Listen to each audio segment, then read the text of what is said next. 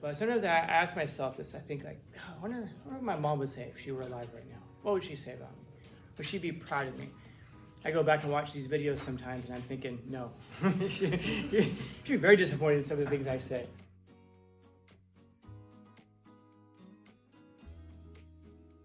I bet that we're probably looking at this in a very one-dimensional way. When it's talking about love, what kind of love is it talking about?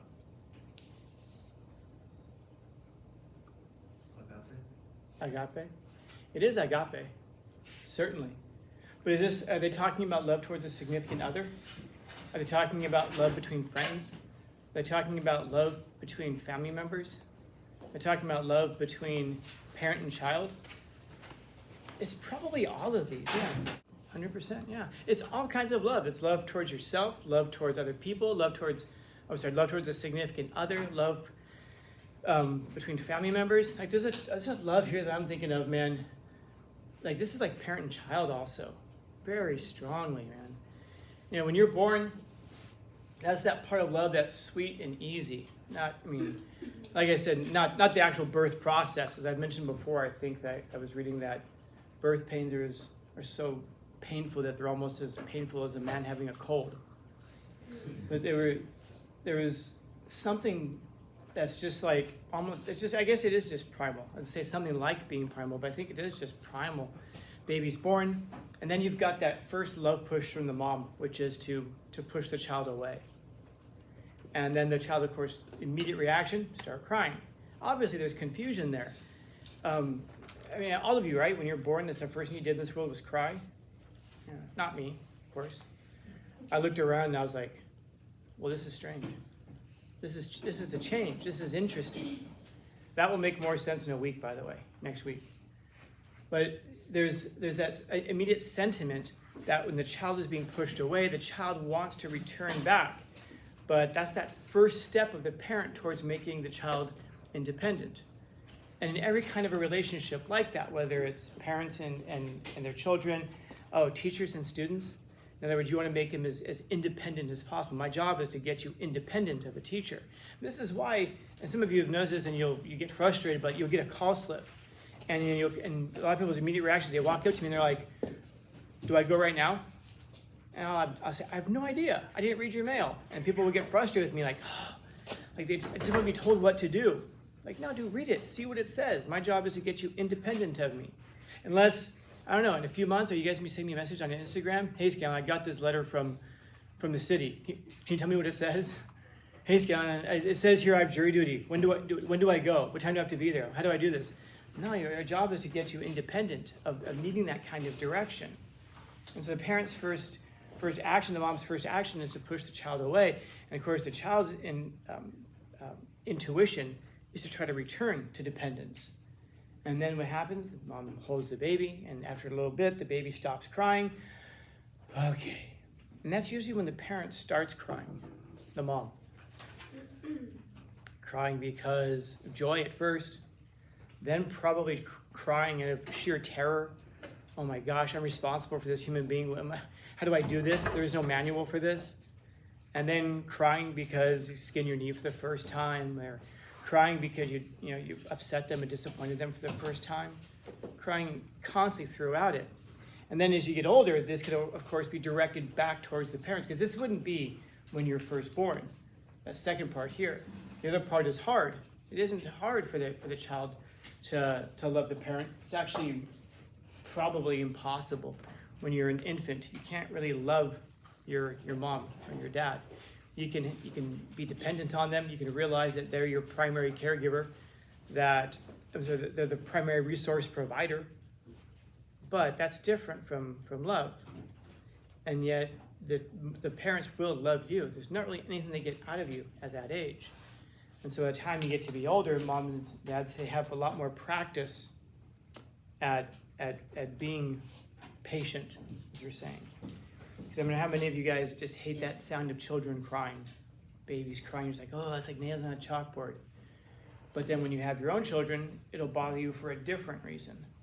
Not like nails on a chalkboard, but in the sense of like, oh my gosh, there's something wrong.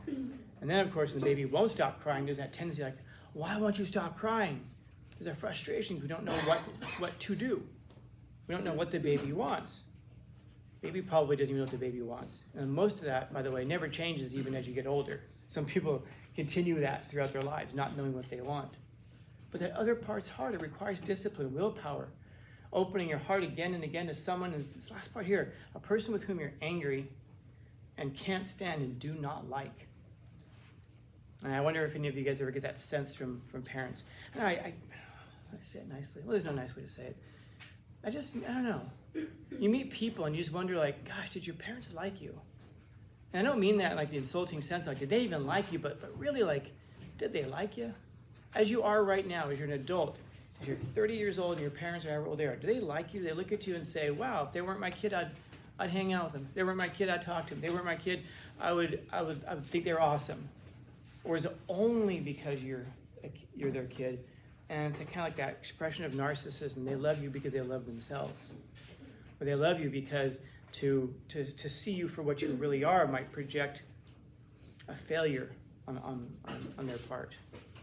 And that's why I say I don't envy parents one single bit, man. That's a hard damn job, and it's constant. It's 24/7. And people say it's 18. I don't know a single parent who has a 45-year-old who doesn't still think of themselves as a parent. Yeah. But think about how hard that is, by the way.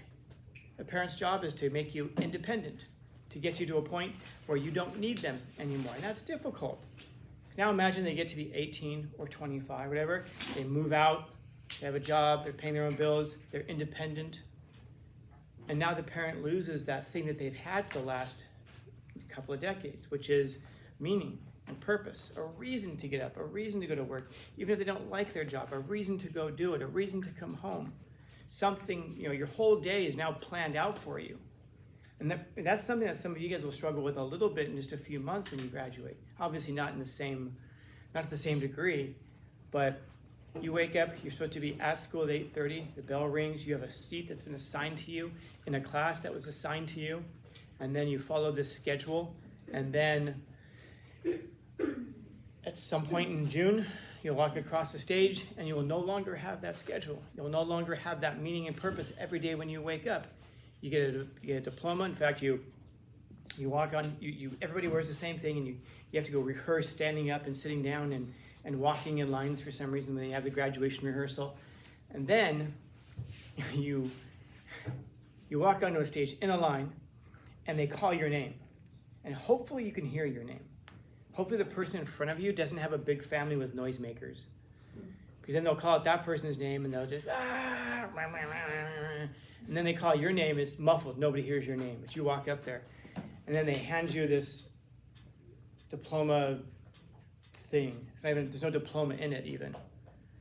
And then you take a picture with the principal or the counselor or the class advisor, whoever it is, and you're just like, and they take a quick picture, and then you're shuffled off of stage, and you walk down the stairs, and then waiting for you at the bottom of the stairs, in a couple months you guys will vote for your favorite teachers.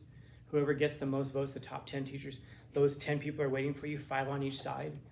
And you'll walk down, and you might know 1 or 2 of them or so, and then you go back to your seat, and that's it. Then you open up your diploma case, and you realize it's empty. There's nothing in it. That's kind of like a metaphor for life, isn't it?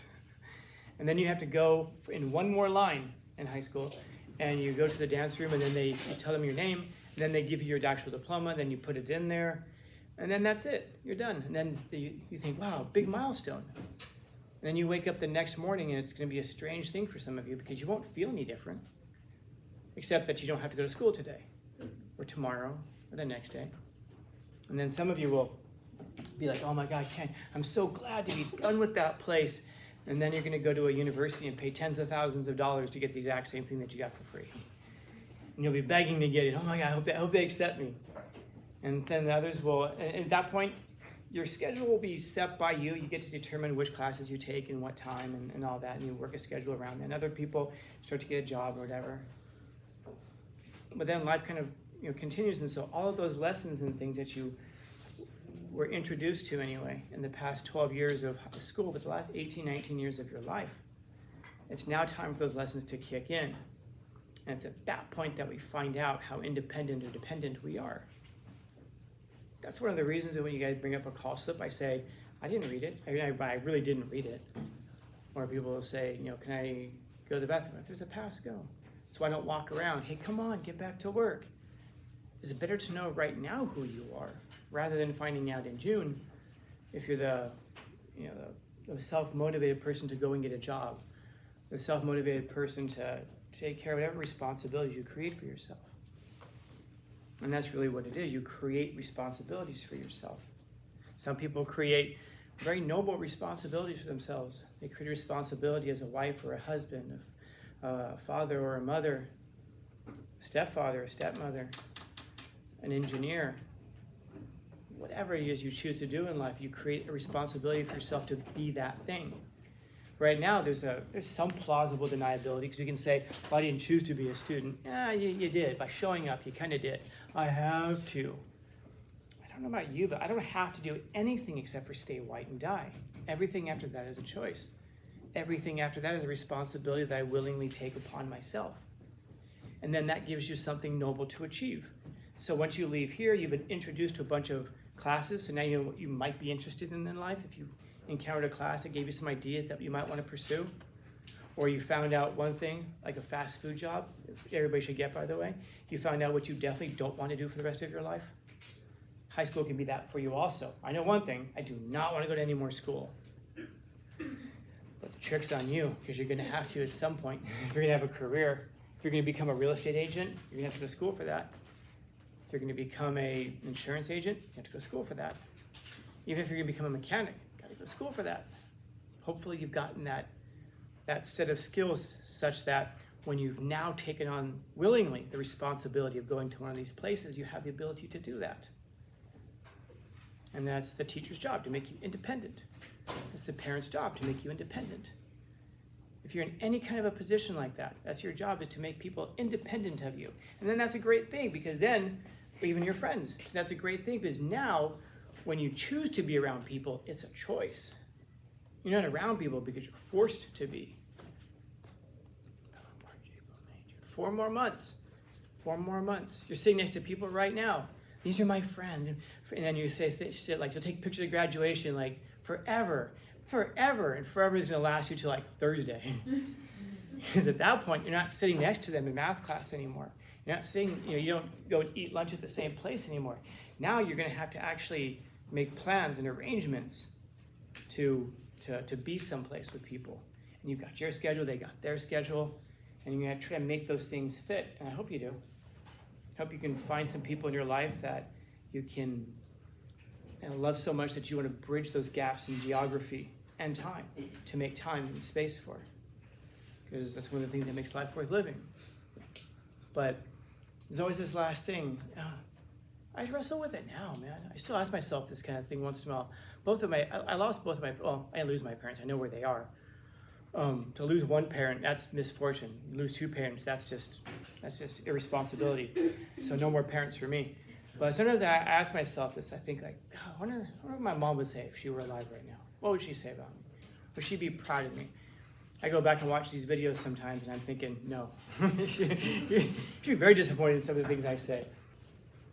But it's a good thing to keep in mind. Would your parents like you? Not because you're their kid. But just, be proud. Would they be proud of us? Would they like us? And a lot of us think that, shake their heads and go, no way, my parents would not like me. My dad would think I'm funny, I think. I had a student who was arrested a few years ago, and I made a sign, Free Michael, and I went down to the NCPD and was outside protesting to free Michael. Turns out he'd already been released like 2 hours earlier, but whatever. And I was thinking, my dad would think that's funny. So once in a while, something like that. Or better yet, if you were your own parent, would you be proud? Would you be happy with you? Would you like you? Would you want to hang out with you? Because if not, that's good. That means you've got some work to do, but you know what the work is. And that means you have a meaning. That means you have a purpose. And that means that now you have the ability to become independent and to do those things. So, love is all those things towards everybody. Friends, family, significant others, whoever you choose to interact with. Questions, comments, concerns, complaints, criticisms, critiques? Happy Thursday.